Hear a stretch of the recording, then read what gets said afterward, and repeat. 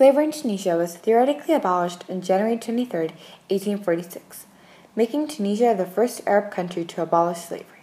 However, the effect of this industry can still be seen today, as 85,000 Tunisians are currently living under modern slavery. The Tunisian government has put effort into abolishing slavery. Unfortunately, all their efforts still do not meet the minimum standard of the Trafficking Victims Protection Acts. This makes Tunisia a Tier 2 country. Countries can be classified into 3 tiers. Tier 1 countries are countries that meet with the minimum standard of the Trafficking Victims Protection Acts.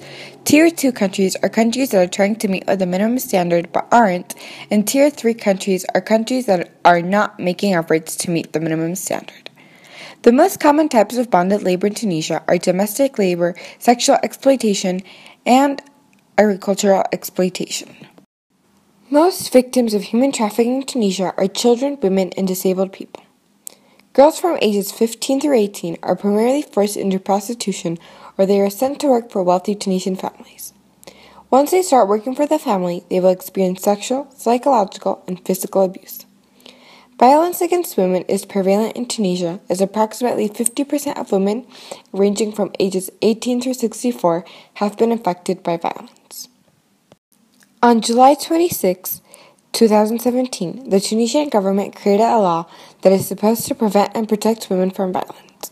However, very few women ever report the violence as the Tunisian government does not provide women with a solution to removing a violent offender from a home. Marital rape in Tunisia is not considered a crime. If a man decides to have sex with a girl that is under 15 years old, he would be tried and sentenced up to 6 years in prison. However, he can avoid this sentence if he marries the girl. 3% of girls in Tunisia are married, even if the legal age of marriage is 20 years. Child brides equal early pregnancies, and early pregnancy can lead to serious complications for both the mother and the child. A child should also not be forced or able to carry another child. In Tunisia, a 13-year-old girl was raped by her 20-year-old brother-in-law and was thus impregnated and forced to marry her rapist in order so that her rapist could avoid going to jail. Layla, a 14-year-old Tunisian girl, faced a similar experience. She was forced into child marriage and was later forced into sex trade. When Layla was only 14 years old, her family started to struggle a lot financially, and in order to try and relieve her family's financial troubles, she was forced into becoming a child bride. 1 year into the marriage, she was repeatedly beaten and raped by her husband's brother. Finally, one of her neighbors offered her help and promised her she would help Layla get out of the situation and return to her family. After a lot of convincing, Layla finally agreed to go with the woman. However, the woman took Layla to another city and started threatening her and beating her, plus she forced Layla into sex trade. After being forced to work as a sex worker, Layla became incredibly ill, but was afraid and ashamed to go to the doctor. Yet Layla managed to escape her captor and flee to Syria. When Layla got to Syria, she watched a clip on television that talked about the services provided by the Syrian Family Planning Association. After a lot of debating on whether or not to visit the doctor, she finally decided to go. Once at the hospital, she met with a counselor that helped her and treated her with dignity. But like Layla, many other girls are forced into sex trade. Recently, girls in Tunisia were trafficked and taken to Syria to perform a sexual jihad. The women that were trafficked served as comfort and support to the soldiers by performing sexual favors. The Tunisian Interior Minister, Latif Ben Jadot, said that they had sexual relations with 20, 30, 100 militants. He also said that the Tunisian government prevented 6,000 Tunisians from traveling to Syria as a way to help the problem.